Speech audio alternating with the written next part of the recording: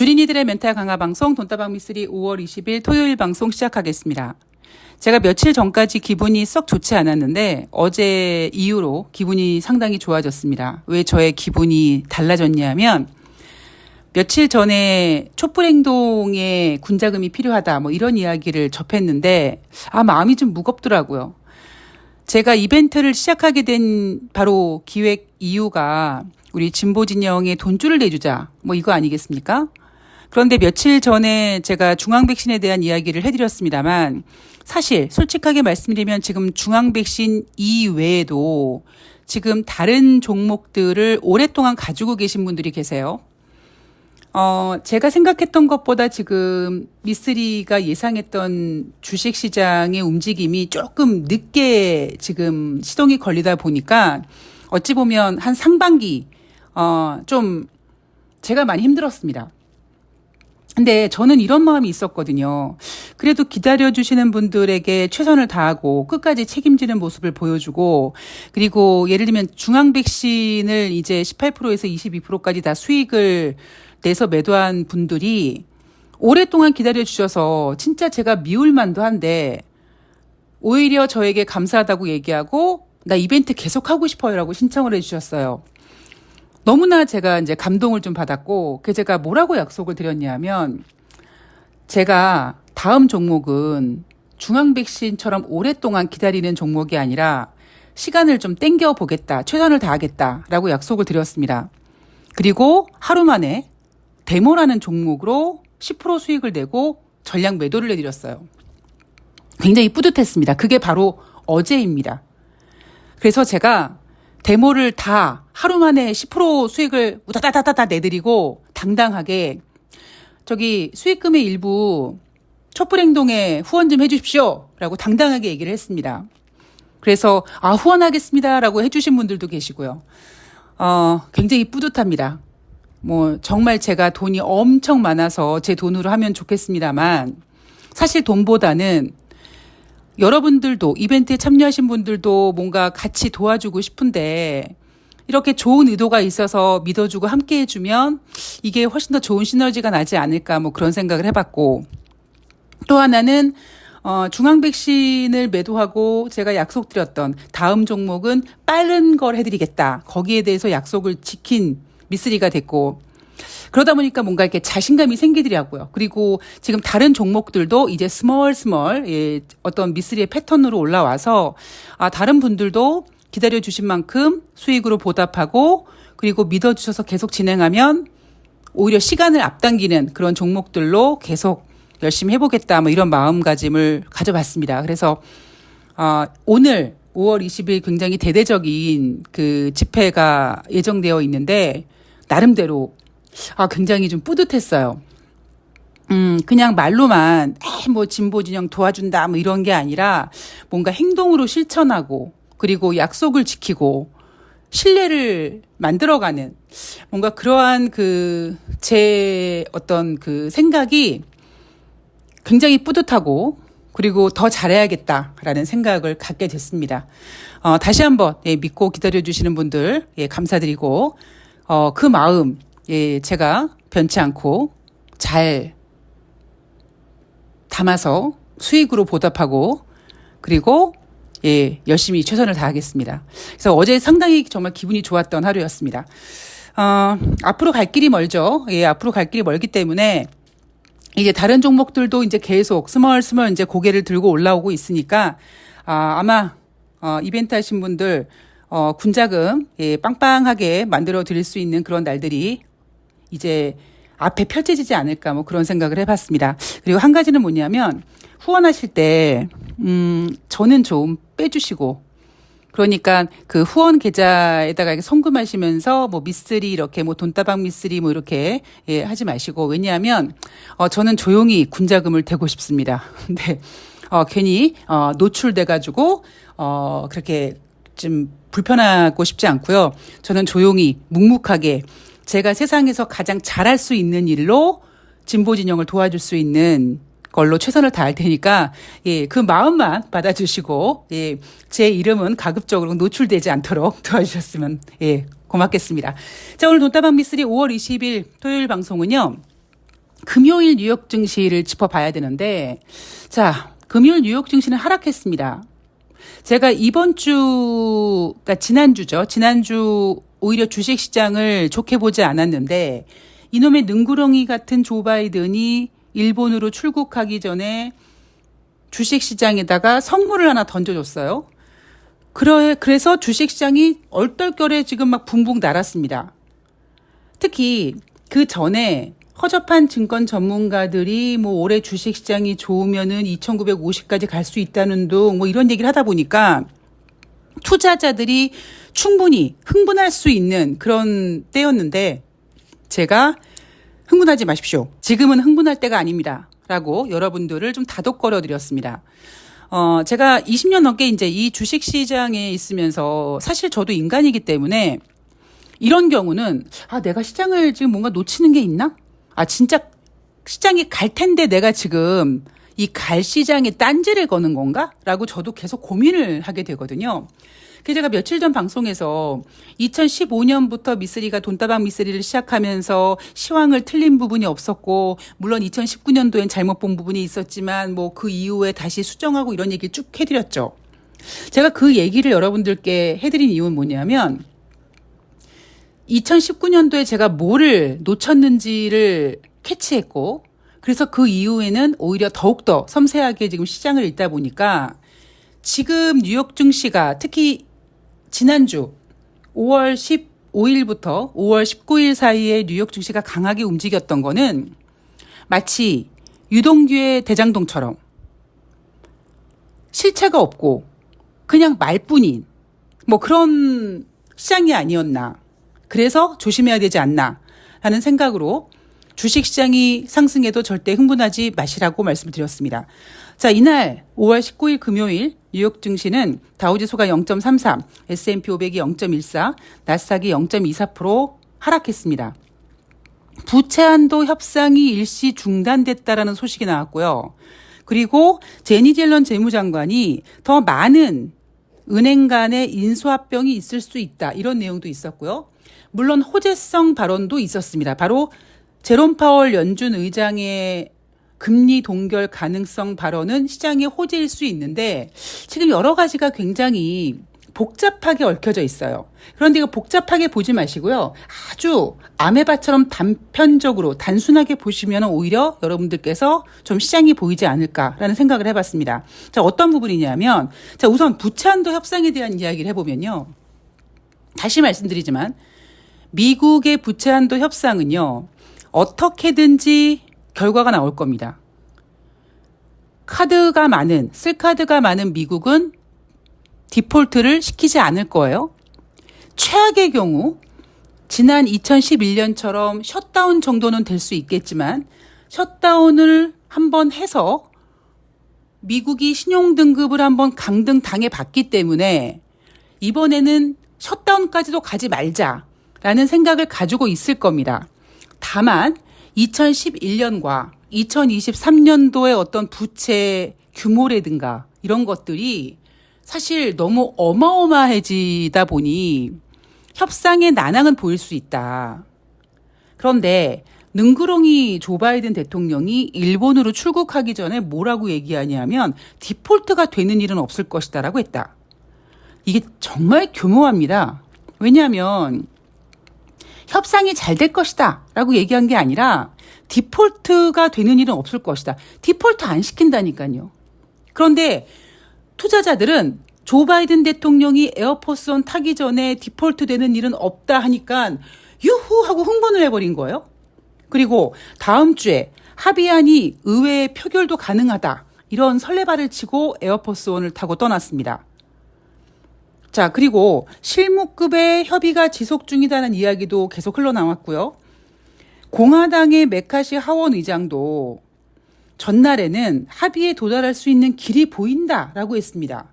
그런데 이날 정오경에 공화당 협상단이 의회 회의장을 빠져나온 다음에 협상이 중단됐다. 메카시 하원 의장이 백악관이 움직여야 하는데 아직 어떠한 움직임도 없다라고 했습니다. 이것들 진짜 쌍욕 나올 정도로 얄밉습니다.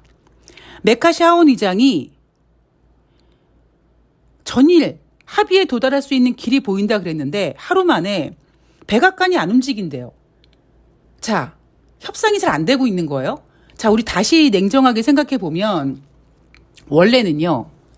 5월 12일 날 협상을 하기로 했었습니다. 그런데 5월 12일 날 협상하기로 한 그 날짜가 5월 16일로 미루어집니다. 왜 미뤘을까요?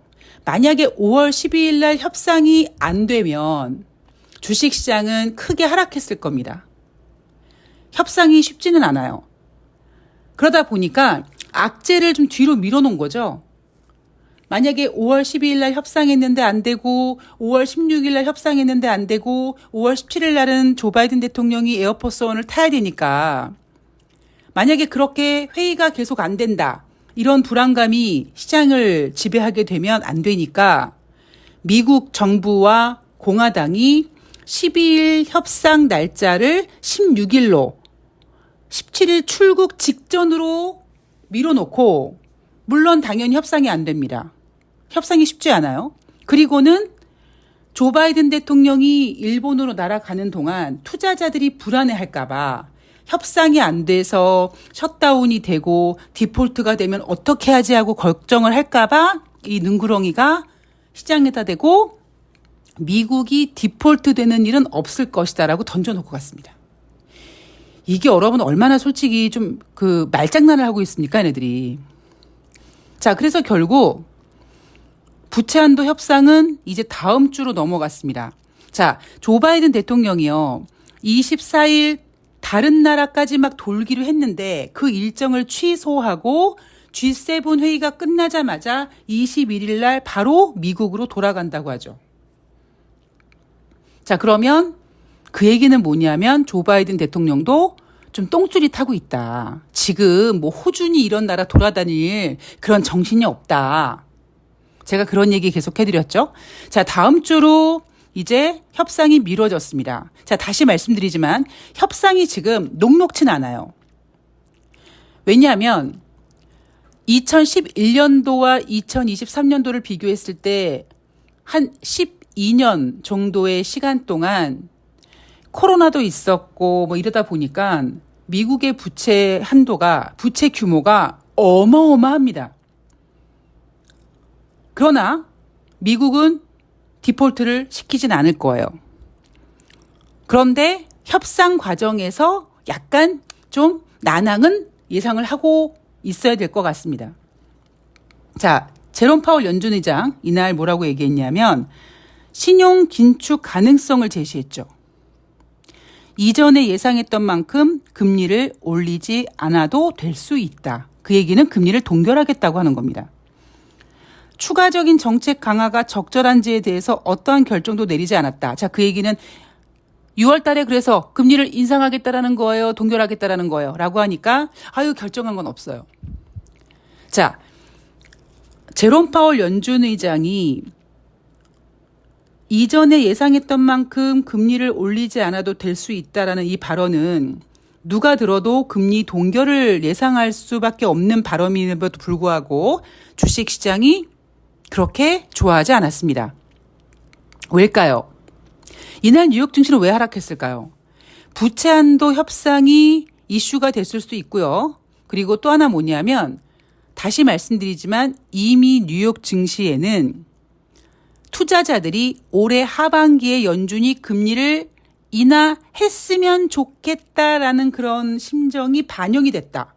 그러니까 금리 동결은 뭐 당연히 알고 있는 건데 뭘 그게 뭐 새로운 호재도 아니고 뭐 이렇게 받아들인 겁니다. 제가 여러분들한테 연준 의원들은 계속 금리를 인상하겠다라고 하는데 여러분들 그 말에 의미를 두지 마십시오. 그냥 아웃 오브 안중으로 하십시오라고 얘기했던 것처럼 주식시장은 연준 의원들이 계속 갈 길이 멀다, 뭐 금리를 추가 인상해야 된다고 얘기하고 있는데 그냥 귓도로도 안 듣고 있는 겁니다.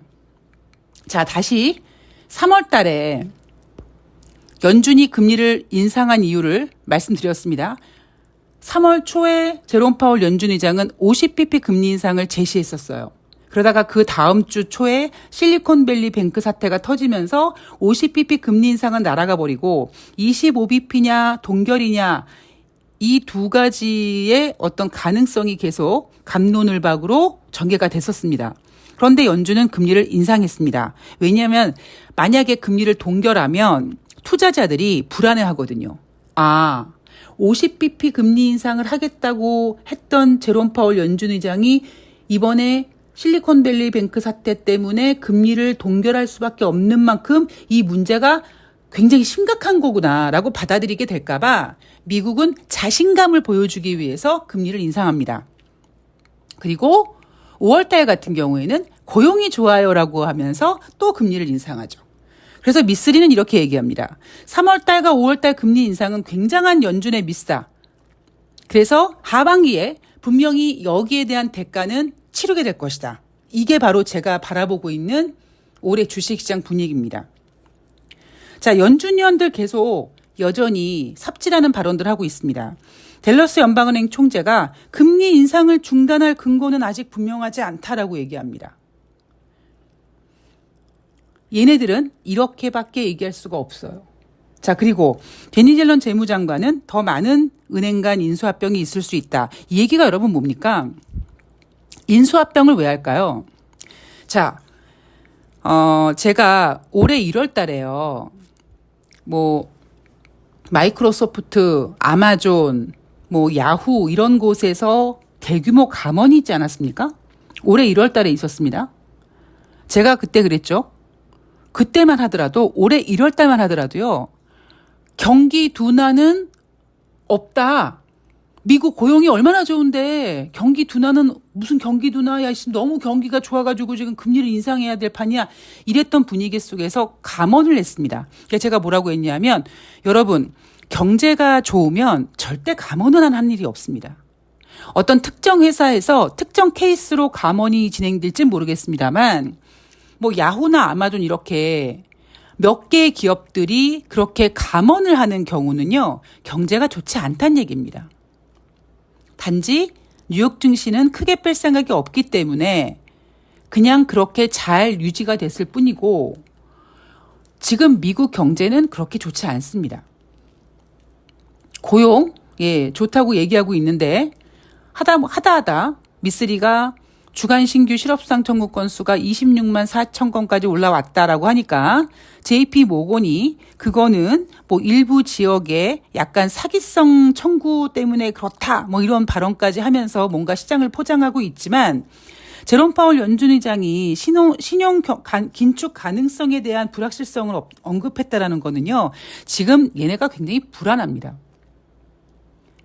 불안한 이유는 경제가 좋지 않기 때문에 그럼에도 불구하고 댈러스 연방은행 총재가 금리 인상을 중단한 근거는 아직 분명하지 않다라고 얘기하는 이유는 연준이 그렇게 금리 인상을 안 하겠다라고 단언해버리면 주식시장이 뜨거워지고 주식시장이 뜨거워지면 다시 인플레이션을 자극할 수 있기 때문에. 그런데 제가 아까 대규모 구조조정 얘기해드렸잖아요.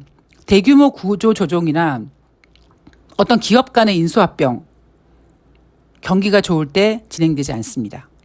자, 우리가 3월달 생각해 보면은요, 실리콘밸리 뱅크 사태가 터지자마자 미국의 금융감독원이라는 곳에서 아주 발빠르게 파산시켜버리고, 발빠르게 관제 만들고, 발빠르게 매각해버리고 막 그러지 않았습니까?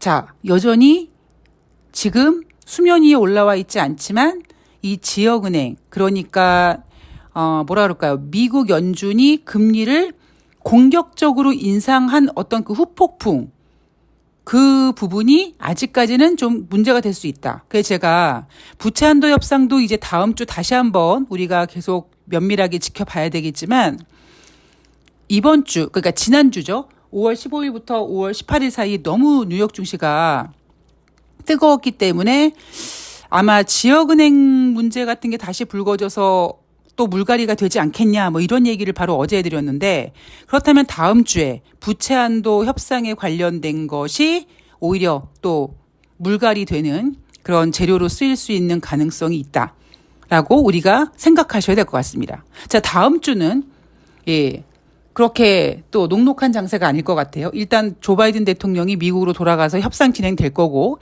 그리고 지역은행 문제도 좀 불거질 거고요. 그리고 뭐 다음 주에 발표되는 경제 지표는 일단은 아마 그 개인 소비 지출 같은 게 발표가 될 거예요. 주택 지표 발표될 거고. 그리고 다시 말씀드리지만 이제 6월 초가 되면 고용 지표, 그리고 5월 달 소비자 물가 지표가 발표가 되는데, 지금 그게 중요한 게 아니라 미쓰리 머릿속에 있는 미국의 경제 어떤 그래프가 이미 꽤 오래 전부터 우하향되고 있고, 그걸 연준이 알고 있습니다. 근데 그동안 연준은 고용백을 믿고 금리 인상을 했는데, 이제 연준이 불안하고 두렵습니다. 저는요, 제롬 파월 연준 의장이 이런 얘기하는 거 보면서 떨고 있구나 너 라는 생각이 들더라고요. 자, 절대로 흥분하시면 안 됩니다. 뭐 대한민국 코스피 시장이 2530포인트까지 넘어갔다. 뭐 이러면 진짜 2950 가지 않겠느냐라는 생각은요, 하덜덜 마시고요. 예, 다음 주에도 냉정하게 매매하시면 될 것 같습니다. 자, 오늘 돈다방 미쓰리는 여기까지 하고요. 저는 내일 5월 21일 또 다가오는 한 주 동안 과연 또 어떠한 일정, 뭐 부채한도 협상 관련된 거, 그다음에 경제 지표, 뭐 그다음에 지역은행 문제, 뭐 기타 등등 또 체크해야 될 것들이 굉장히 많습니다. 예, 꼼꼼히 체크해서 여러분들 투자에 도움이 될 수 있도록 최선을 다해서 준비를 해드리도록 하겠습니다. 이벤트 신청하시는 분들이 여전히 계신데요. 뭐 신청합니다 해서 제가 이벤트 진행상 메일 보내면은 뭐 하시는 분도 계시고 이제 안 하시는 분도 계시는데, 예, 신청하시는 분은 좋은 의도기 때문에 제가 뭐 안 합니다라고 하진 않겠습니다. 그런데 이제 그만큼 이제 많아지면 많아질수록 이제 뭐라 그럴까요? 규모가 좀 커지는데, 물론 예, 규모가 커지는 만큼 제가 종목을 조절해서 드리긴 합니다. 그런데 이제 뭔가 좀 크게 이렇게 움직이는구나. 그래서 좀 여유롭게 기다려 주셔야 되고요. 그러니까 여유도 있으셔야 되고, 여유 자금으로 하셔야 되고, 그리고 진짜 좋은 마음으로 갖고 계셔야 되고요. 예.